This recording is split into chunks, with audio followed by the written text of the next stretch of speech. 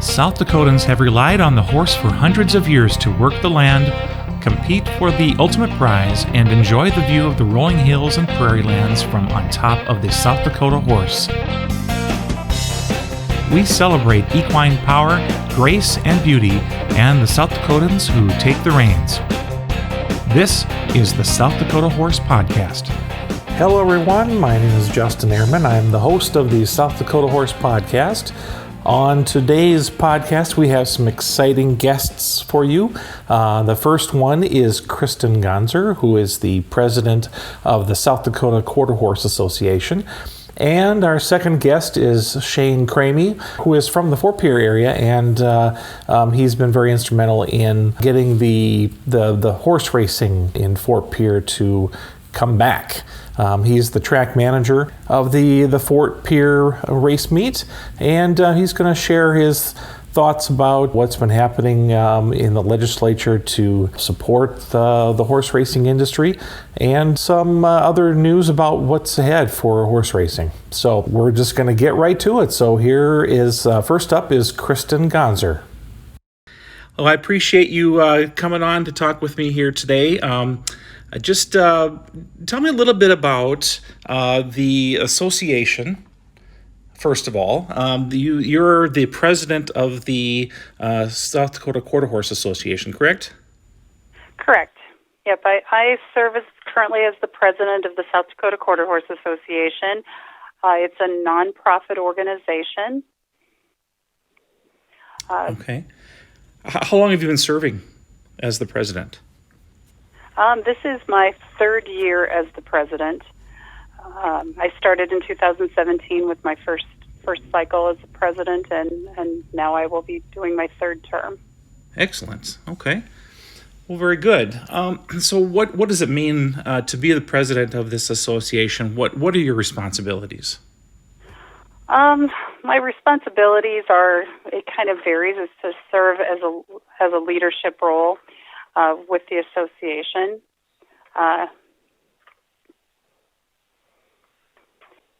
Kind of overseeing, conducting the meetings. We have a lot of volunteers that help with the association, organizing kind of some of the committees and just kind of following through on mission, on different tasks that they do.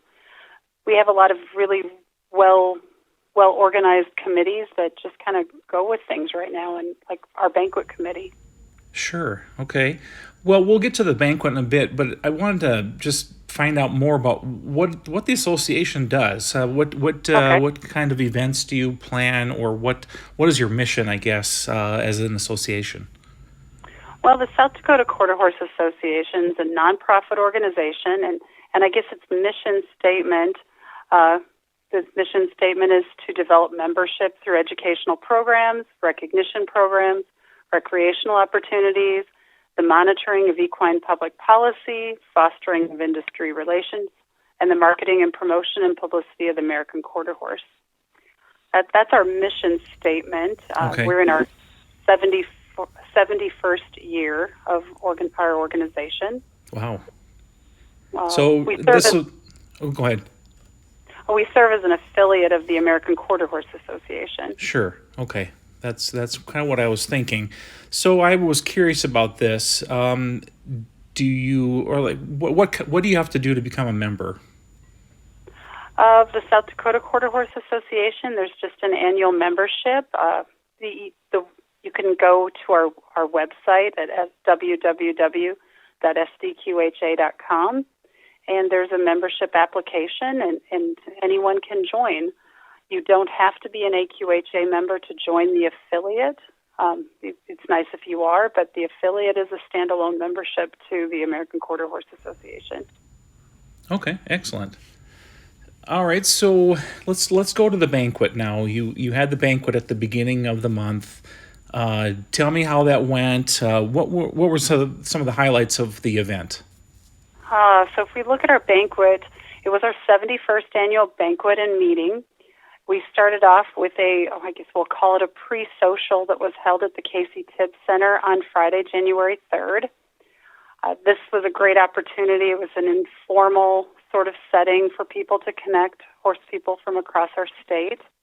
Our national director, Jim Hunt, served as our master of the ceremonies, going from group to group, sharing about the different groups we were honoring at our banquet, and then those honorees had a chance to share some stories as well.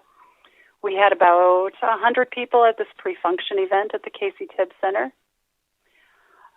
We were really lucky that to come to our meetings, SDQHA has had AQHA President Stan Weaver and his wife Nancy have joined us at our pre-function and our banquet and meetings for the past 3 years. So it's really exciting that we have them as a resource at our meetings that are there. So that was our Friday night. We shifted our activities then on Saturday over to the Ramkota at Pierre, South Dakota. We started bright and early on Saturday morning with the Board of Directors meeting from 7:30 till about noon. At 11, our youth has their annual meeting, and then the Board of Directors wraps up for a quick lunch, and then we had our annual meeting at 2 p.m., our business meeting. The business meeting really entails election of new directors, the reaffirmation of our national directors. This year, the Board of Directors is welcoming 2 new state directors. Troy Krauser of Whitewood and Sheila Price of Reliance are coming on as new members to our board. And I guess the highlight how long is that term? Terms for our board is a 3-year term. We have 12 state directors that serve 3-year terms, and you can do up to 2 terms, so 6 years. And then we have national directors that also serve on our board. The national AQHA directors they sit on our board. They're continually in a position as national directors. And we currently have 7 national directors that are active on our board, and 1 AQHA honorary vice president also serves on our board of directors. Okay, yeah, that sounds good. A lot of people are involved the way it sounds. Yes, we try to our director positions are divided into East, Central, and West. Three directors in each of those regions, and then 3 at-large positions. And so that's kind of our people that oversee our directors. That sounds great. So as far as the event goes, this banquet, now I saw something about a legacy. Yeah, our evening banquet, that's kind of the highlight of our annual meeting is the banquet in the evening. Okay. Where we honor our legacies. So tell me about the legacies. What does that entail? I mean, do they have to be within the industry for a certain amount of time or be recognized or awarded somehow? The legacies, we have a committee that selects our legacy awards. They look at people who've made significant contributions to the American Quarter Horse in our state over the years, hence the name, the Legacy Awards. And they've looked at 7 categories. This year at our banquet, we had about 250 people at our legacy banquet and social hour on Saturday, January 4th. We had some special guests in attendance in addition to our legacy winners. South Dakota Lieutenant Governor Larry Woden and his wife Sandy were there. As I've mentioned, our AQHA President Stan Weaver and his wife Nancy attended. And in honoring of our legacies, probably it was very exciting to have Miss Rodeo America. South Dakota's own Jordan Tierney joined us as her first official appearance as Miss Rodeo America. She was at our banquet as well. Yes, I saw that. That was exciting to see. So our youth really enjoyed getting to meet her, as well as all of the adults and all the honorees. Oh, I'm sure. But our honorees, our categories, we look at trainers. This year in 2019, we honored Jim and Barb Halligan, and the category of rodeo is our other category, Bud and Iris Day. In the category of show, Patty and the late Don Bruner. In the category of American Quarter Horse Racing, Jerry and Shirley Olson. Promoter, Lynn and Connie Weishar. Ranch, the Louis Krogman family quarter horses, and then this year the influential horse we recognized was Wiley Wood. That sounds like a lot of recognition, well deserved, I'm sure. Yes, we try to look at all across the gamut of the horse industry in our state. And that's something as I'm when I'm getting into this whole South Dakota horse thing, there are so many levels of the horse world in this state. It's just amazing to me. It's very diverse. Yeah. We're very blessed to have such a diverse, rich background of the equine industry. From just our 7 categories alone represent a huge diversity, and that's just, we're putting some broad groups in there, a broad stroke. If we broke it Right. down, there's even a lot more specialization too. Sure. Well, you mentioned the youth, appreciating seeing Miss Rodeo America. Tell me about the Youth Association. Well, our South Dakota our South Dakota Quarter Horse Youth Association is currently, the youth advisor is Becky Johnson. She has served as our youth advisor for several years. They have an annual meeting, and they run their own board and association. They just elected their officers on a conference call meeting they had because they had several of their older youth that weren't able to be at the annual meeting this year. Okay. Mm-hmm. We have some really great youth leadership right now. We had many of our youth. Several youth went to the AQHYA Yes Leadership Convention in Texas last June. This is a opportunity AQHA puts out there for helping to promote leadership and community service in youth. We've had several youth that are participating in the AQHYA Youth World Show and the AQHA Novice Championships this past year. They're a real active group. Our youth participate in many state events too. We were very fortunate this year. They provided the shavings manpower for our SDQHA Summer Shootout Quarter Horse Show held in June in Brookings. They did all the manpower delivering the shavings to the exhibitors. Oh, okay. They also hosted an exhibitor party, and then they had this really fun costume class they put in to the conclusion of Saturday's show. We had all sorts of fun entries in there, from The Wizard of Oz to Game of Thrones costumes. There were quite some creative youth and adults that participated. And that sounds fun.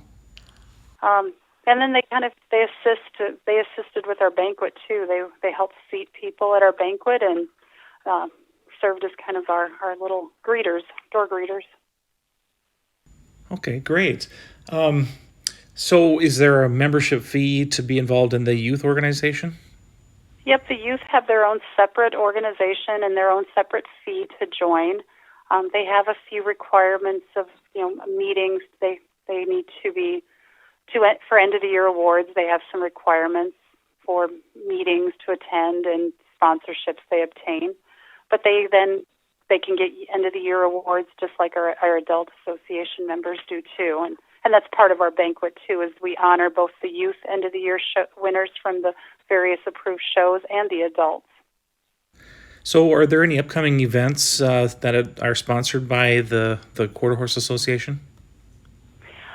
We do. The next probably major event that's an event totally sponsored by the South Dakota Quarter Horse Association would be the Brookings Summer Shootout. Okay, tell me more about that. I've never attended that.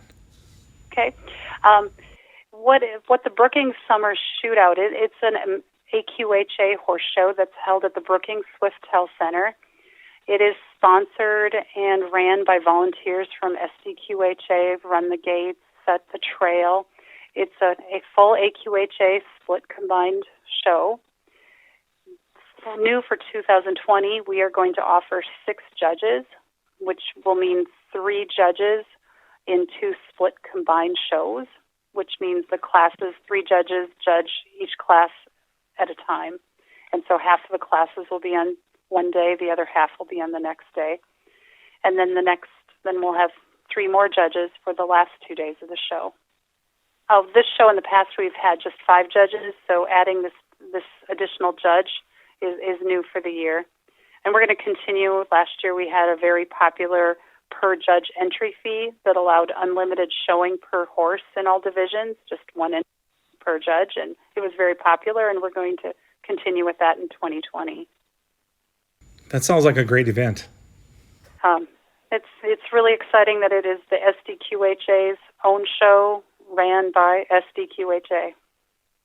If you look into the future, what do you think the quarter horse industry looks like for South Dakota?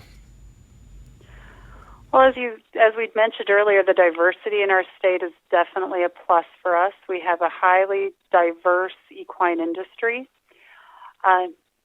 We don't see in South Dakota as much as you may see in other states the more urbanization trend that's out there. So I think it's really important, even in our rural state, that we continue to, as SDQHA and any horse enthusiasts, that we look for opportunities to educate the public about the horse. I just see there's fewer and fewer opportunities where people who are not familiar with horses have that they can actually be introduced to a horse. I think it's important that we try to reach out and educate people about them and try to introduce people to the horse so we continue to grow our numbers, or at least maintain steady. So I think education is one of the key things, just getting people to actually meet a horse, to know what it means to own a horse and all the great things that come with horse ownership and involvement in equine activities. Probably the other major area is probably animal welfare in general, or equine welfare. That's probably an issue at the forefront, and it goes along with that education and for others to educate them about the horse and what's being done in the equine industry. Yeah, that's a great effort to really take initiative on, and if there's anything that I can do to help you with that, because that's really my main goal for South Dakota Horse, is to not only unify the access within the horse industry, but also for those who are not involved in the horse industry to be able to have easy access to everything that they need to know to be able to make an educated decision about whether they want to own a horse. And if they do decide to do that, what do they do? How do they care for this horse? So those are really the two main goals for South Dakota Horse. That's really an important thing is education. Because as we become more urbanized, there's less opportunity for people. Yeah, definitely.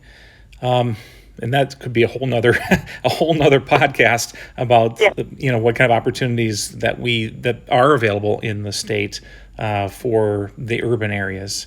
That's me included. I'm from Sioux Falls, and I don't have access, or easy access anyway, to a lot of the things that would be needed to own a horse. So just want to, I want to collect all that information and make it available so that people can be more educated. That's very good. It's certainly something people can benefit from. Yeah. Yep, I agree.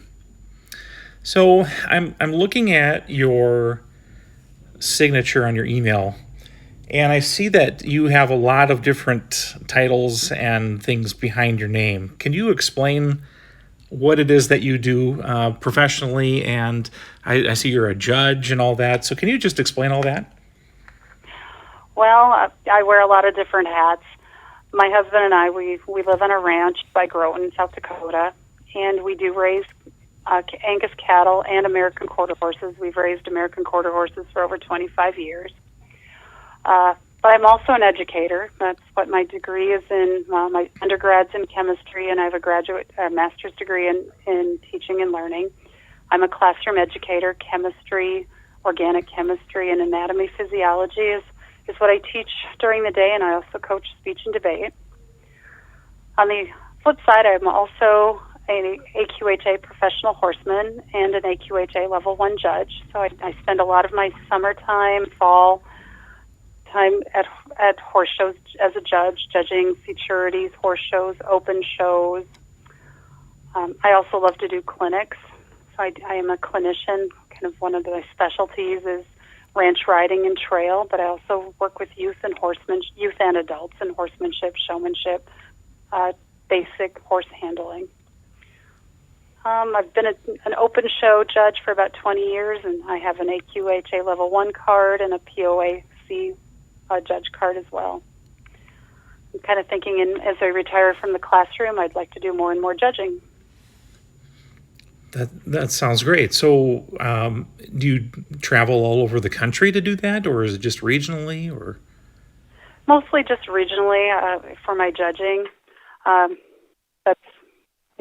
stay in the Iowa, Minnesota, North Dakota, South Dakota, predominant. Okay. Yeah, well, that's plenty, I'm sure. And as perhaps I hope to expand as I spend less time in the classroom. Sure. So as far as your home, you're married. Do you have kids?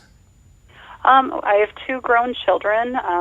My son he ranches with us. He just lives a mile and a half away with our grandson. We have a 4-year-old grandson. My daughter and her husband, they live on a farm up by Houghton, and they're expecting their first child, so I'll have a grandchild number 2 in March. Oh, and they're expecting a little girl. Congratulations. So it'll be exciting to have one of each. Yeah. Well, that's fun. Being a grandparent is certainly a different level of parenting. It's so enjoyable. And yep, it's best. Yeah. Well, very good. Is there anything else that you would like to share? I really encourage people. The one thing I would love, if you have any interest in seeing what a American Quarter Horse Association horse show is, the SDQHA Summer Shootout, June 18th through the 21st at the Brookings Swift Health Center would be a fabulous place to come and see. It's a beautiful facility with some of the best exhibitors and volunteer help you could ever find. It's just a really fun, family-friendly show. Well, that sounds like a lot of fun, and we'll certainly be promoting that on all of our channels. So we actually hope to even be there present as the South Dakota Horse organization. So well, that would be just awesome. Yeah. Well, very good. Well, Kristen, I really appreciate your time here, and we look forward to talking to you again. Hopefully, we can do another one of these little chats and talk about some different topics. That would be exciting. That would be lots of fun. And I really thank you for having me on today and to talk about the South Dakota Quarter Horse Association. It's something I'm really passionate about. I've been involved with it since I was a youth, or actually a preteen is when I started in the South Dakota Quarter Horse Association. So it's been kind of part of my life. Very good. Well, I hope that we can make the quarter horse a part of many more lives. Yeah, so folks, we've got Shane Kramme here, and he has been really an integral part of South Dakota racing in Fort Pierre for quite a while, and he is really fighting hard to first of all to get funding to get racing back in South Dakota, but to have it continue and prosper. So Shane, thanks for being on with us tonight. And you put this letter out, and I guess for those of you who don't know, the South Dakota Quarter Horse Racing Association and the South Dakota Horsemen's Association, I guess, they put out this. They've just put out this website. It's horseracingsd.com. And on that website, which I encourage all of you to go out and visit and just take a look at it, it's got some great information on it.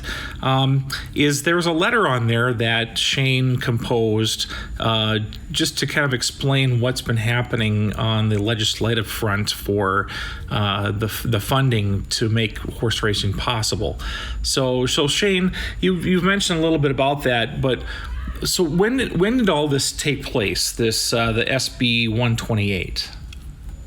Well, SB 128 was introduced last year, and through that Senate bill, we'd retrieved $120,000 of approximately there was $5.85 million that was swept from the live racing accounts by a previous administration back in the the late 90s and early 2000s.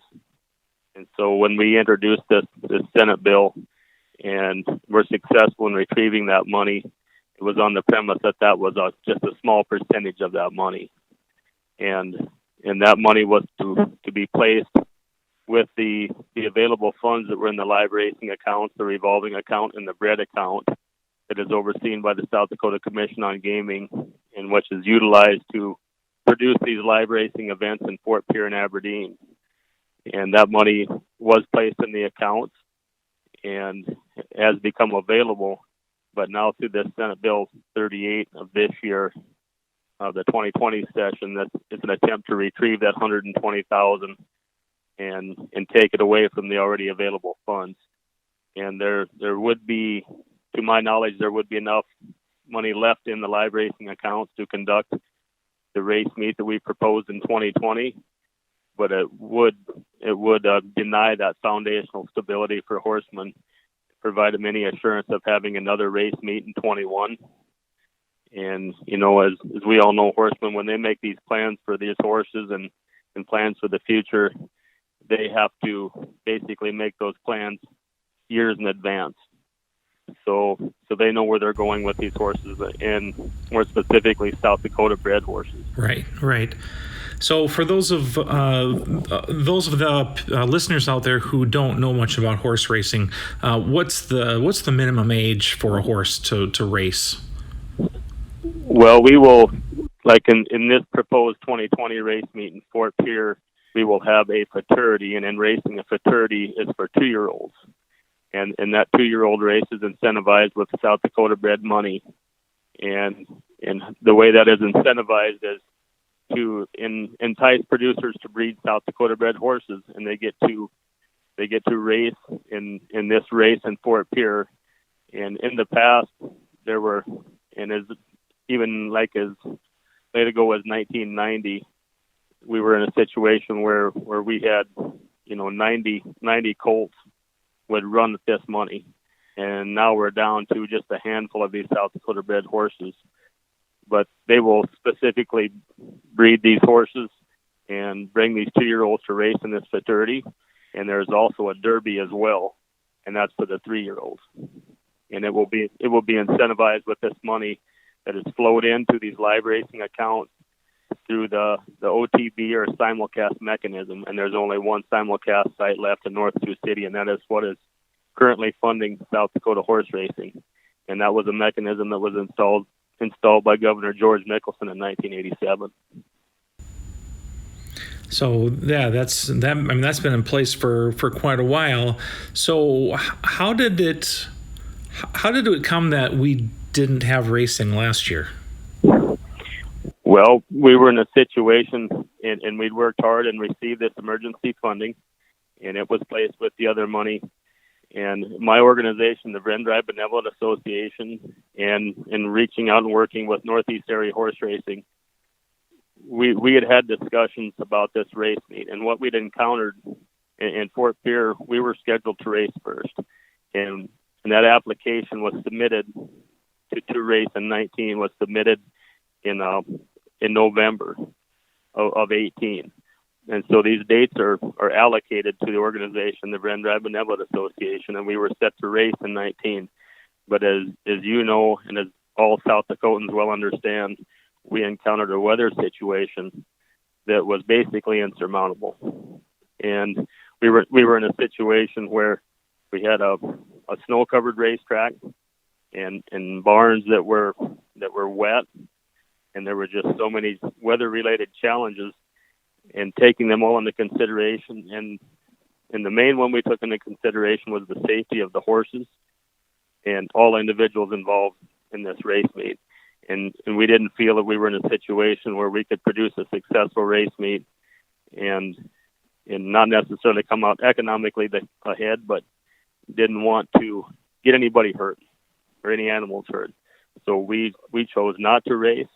We voted not to race, and we didn't allow that use it or lose it mentality to overwhelm us and overtake good decision making.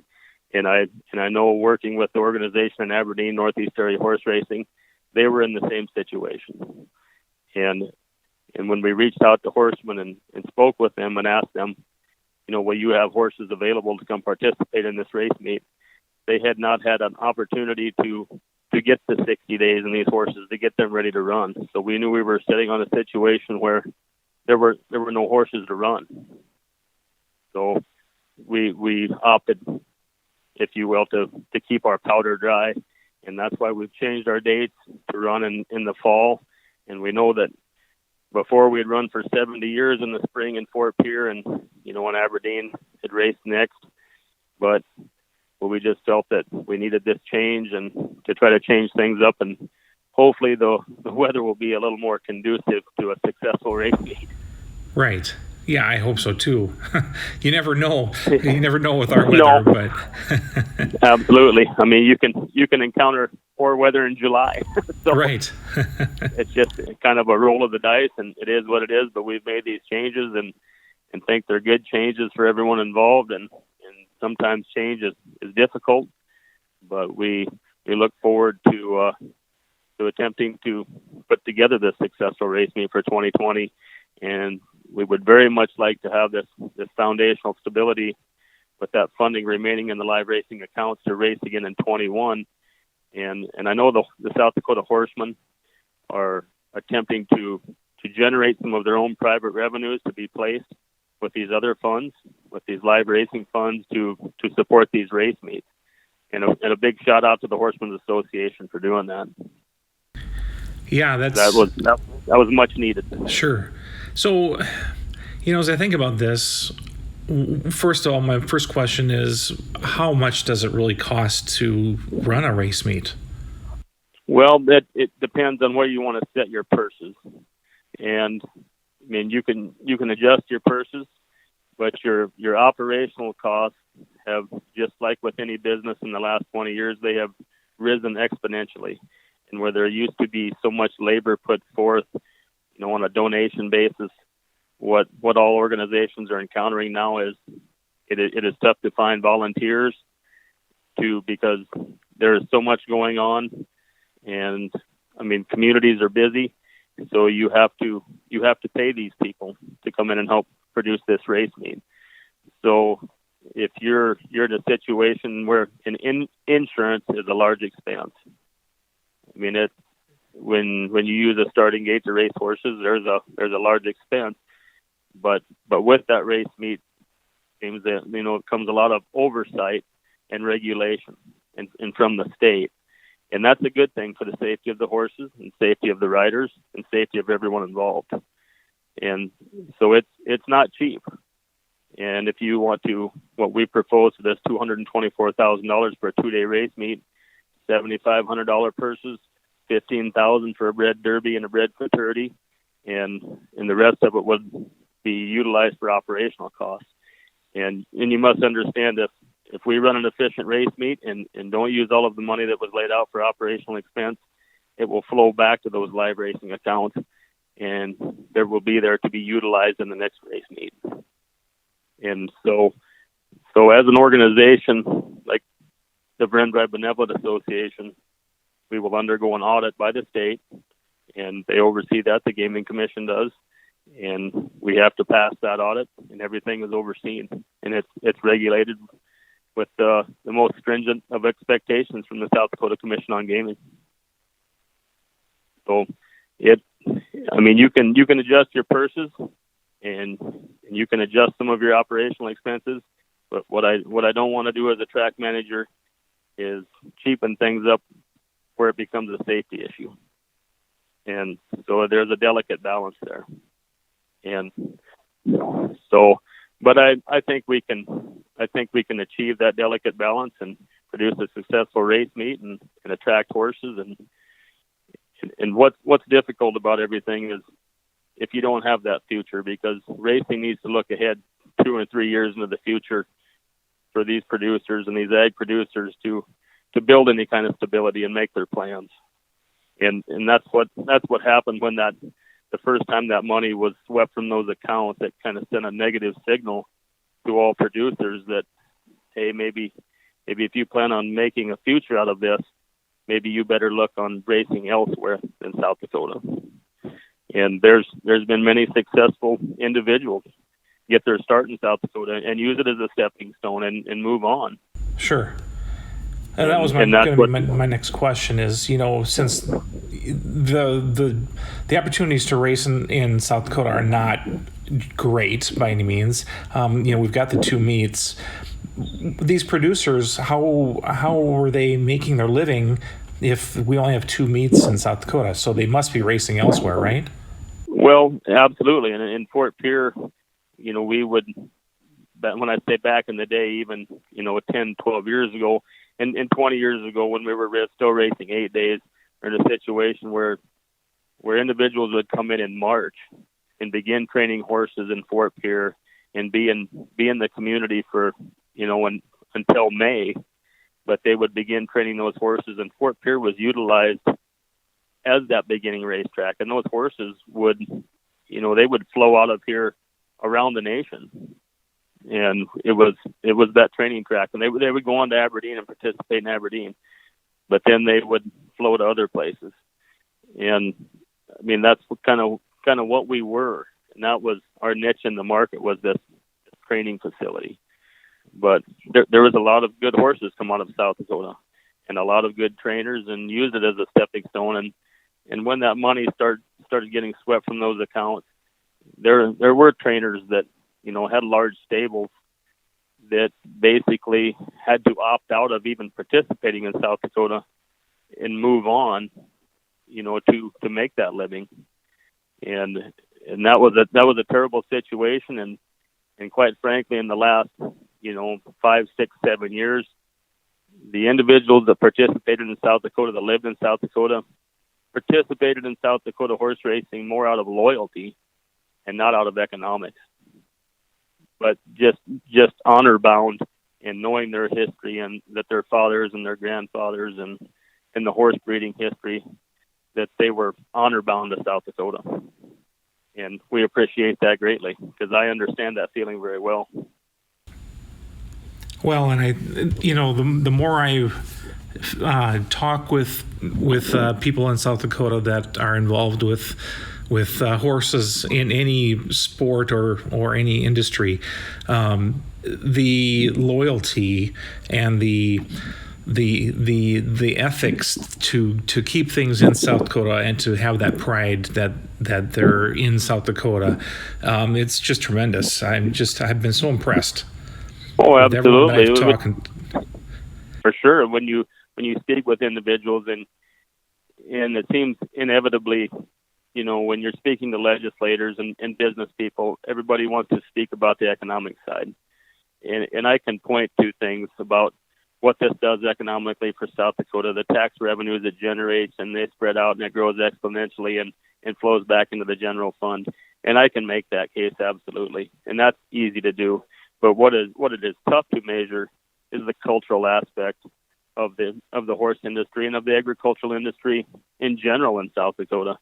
And that opportunity you get for young people to grow up working with livestock, and just learning this responsibility and the camaraderie, and people coming to a race meets and rodeos and barrel racings and what have you, anything, cattle shows and state fairs. I mean, it's tough to gauge that culturally. I mean, you can't put a quantitative measurement on it, but we all understand that it's a positive thing, and that's what horse racing does as well. Well, I certainly hope that this meet in October is going to be a very successful one, and I hope that through our efforts that we can even help to draw even bigger crowds to the meet. Sure, absolutely, and that's what we want these people, and don't get me wrong, there has been a plethora of things, other activities where people can go participate in and watch, and we all know what those are in South Dakota, and outdoor activities and everything that's going on. But we hope to draw in this crowd and have received a lot of positive comments on this race meet, and a lot of questions, and why the move and why we've changed and why the changes, and just explaining to people, and and I think for the most part, people are accepting of that. And I hope they can make time to come to this race meet and check it out and bring their children and have a good time and have a hot dog and drink a soda pop and take in the horses. I mean, and yes, it's pari-mutuel wagering, but it's never been about that for me. It's been about that camaraderie. It's been about working with horses, developing those relationships with people, and just the overall goodness of the entire event. Sure. So you're talking about a family event.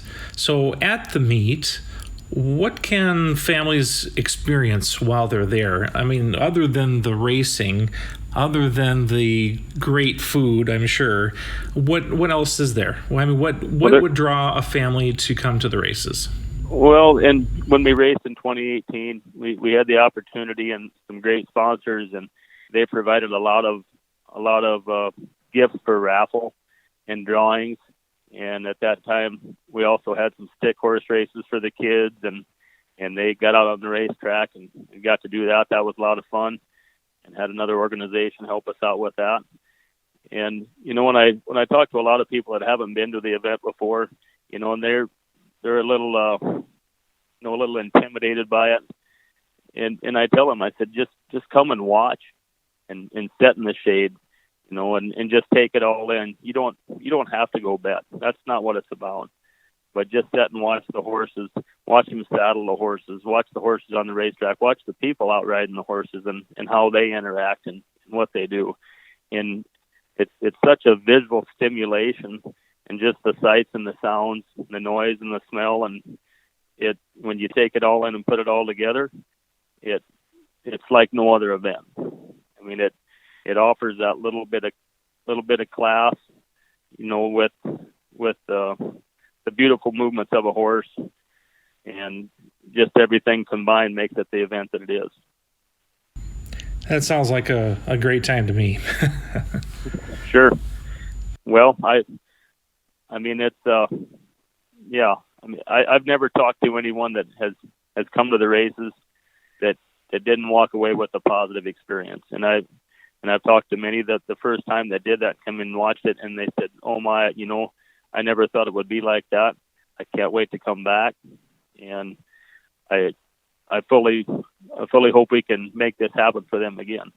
And say the one wild card that no one can judge is the weather, and your crowd is so dependent on that weather.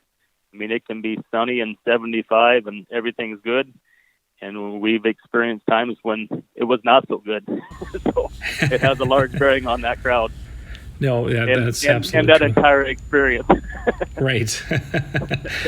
Very true. Very true.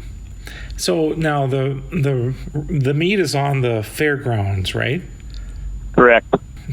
So the fairgrounds in Fort Pierre, and once you have the dates nailed down, we'll make sure that we promote it really well for you guys. That would be a very good thing. Yes, and we will work hard and reach out and do some advertising and work hard to get this out there, get the dates out there, and once we know the exact amount of our funding, if our funding request is fulfilled, and we will know a lot more about it by the end of March. And we will get our condition book out, and horsemen will get a chance to look at these races and what horses they might have available to participate in the races. Okay. So what's the deadline for horsemen to enter their horses in the race? Well, we haven't decided that yet. We will name that in the condition book. And I mean, after we receive the amount of funding that we know that amount, and that date will be stated in our, I mean, entry days will be like the week of the race meet, and they will enter their horses, and horses that get in and are able to participate in the race, and if races fail and we have to adapt and offer a different kind of race, and just kind of go with that flow, and we will do that. But we'll know more here at the end of March, and so we can provide a little more stability, I guess. I would like to say that this funding would be there and we could start planning for a 2021 meet, but and that's the way it's supposed to be. And that was, when the accounts were set up and the mechanism, there was supposed to be this stability for this industry, and this industry was to flourish. And that's what Governor Mickelson had fully intended. And that was a shame when that money was first swept. That kind of sent that negative signal, and that never really came to fruition, all of that positivity. But we will move on and try to produce this successful race meet and do what we need to do, and hopefully we can provide another one in 21 and then on into the future and grow and kind of rebound and get things back on track. Yeah, well, that would be amazing. So, what can horse racing fans do to help us push this into the future? Well, they can, if you enjoy going to the horse races, and I've told a lot of people this, I mean, reach out to your legislators. Just reach out and say, hey, we really enjoy South Dakota horse racing, and we would like to see it stick around. So just reach out to them, and I mean, it can be your legislators, it can be your governor. You can send an email to the governor's office. You can state it to your county commissioners and your city leaders. But just get the word out there and speak positively about it and say, hey, we'd like to keep this around. And I know a lot of people aren't even aware that there was racing in South Dakota. That's just a fact. And and I must say, I'd always kind of taken that for granted because I grew up around it. I was raised around it and just always took it for granted that, hey, everybody knows about this. Yep. But that is not the case. Well, we are certainly going to change that. Well, that is great to hear. And absolutely with all of the different methods we have now in social media and just say all those methods, I think we can do that rather quickly. Yep, I agree. So, well, Shane, this has been very interesting, and I hope that we can have some more talks like this as you get closer to meet time. I'd like to talk to you again, and we'll get an update on how things are going with the planning, and maybe we can send out a plea for some volunteers, and we'll help you out that way too. That would be great, and say everybody just think positively about South Dakota horse racing, and feel free to reach out to those legislators and make it known, well, this is something we want to keep around, and this is part of South Dakota tradition, and we've been doing this in an organized fashion for over 70 years. And before that, I'm going to say that the first time that there were two horses in South Dakota as an organized state, that there was probably a horse race between those two horses. So you're probably right. Just keep working, moving forward. That's right. That's all we can do. Absolutely. All right. Well, Shane, I appreciate your time tonight. Everyone that is listening, I thank you for listening to this conversation with Shane Kramme. And let's get some support to the horse racing industry. Absolutely. And thank you for your time and your support and all you're doing to help propel us into the future. It was great speaking with you. You too. Thanks, Shane. You have a great night. You too. Thank you. Well, we're at the end of our time together today. Thanks to our special guests, Kristen Gonsoir and Shane Kramme. And we are grateful for the sponsor of today's show. And that's you. We appreciate your support. And thank you so much for listening to our show. Remember to visit SouthDakotaHorse.com for all things equine in the great state of South Dakota. Until next time, keep riding.